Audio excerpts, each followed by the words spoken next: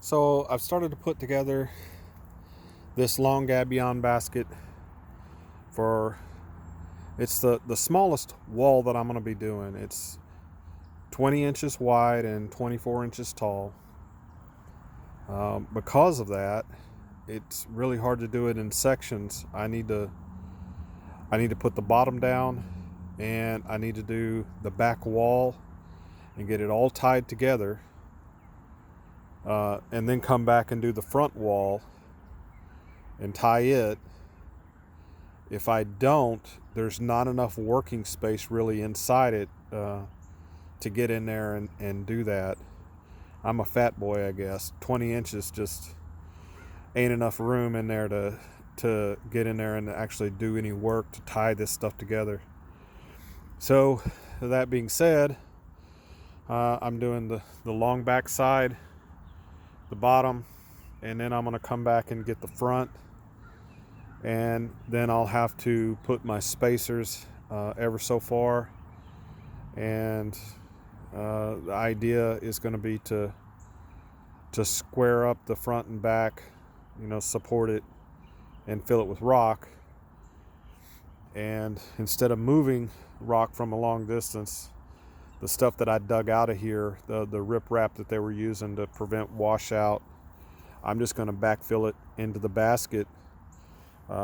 Start here at this end, work my way down toward that end, and if I get to that end and I'm out of rock, well, then I'll go and do the wagon train thing again and move some rock from my big pile. But by doing that, if I start here filling this basket, as I go down that way, that rock pile will disappear, and it'll actually give me some more room to work in that basket. That's kind of the idea behind that. And the least distance I have to move this stuff, the better off. So that's kind of where we're at right now. This is about, I want to say it's about 60 feet total from the end down there to where this part of the wall that I've already got done. So obviously this corner piece is the biggest, heaviest piece that I had to do. That's why I started with it, and we'll go back this other way.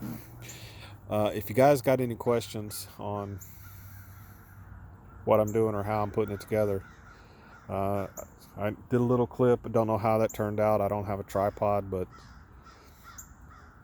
I'm making my own hog rings out of the 9-gauge tension wire, and I really, really like how they're going together.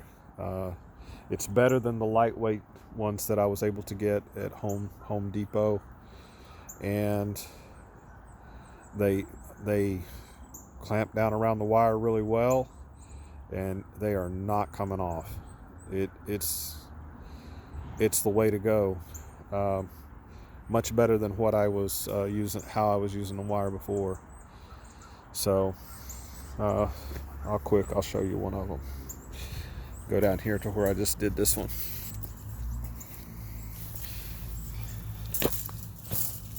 So once it's crushed, that's what it looks like.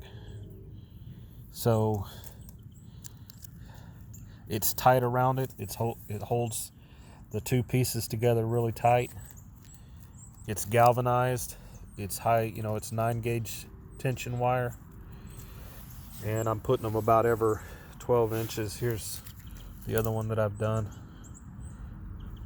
But I don't have hog ring pliers big enough for this stuff, so I'm just using my circle mouth, vice grips.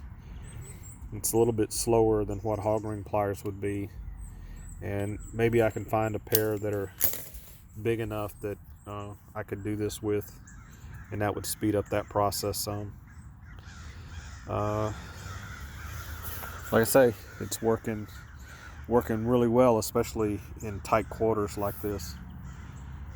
So if you got questions, give me a holler.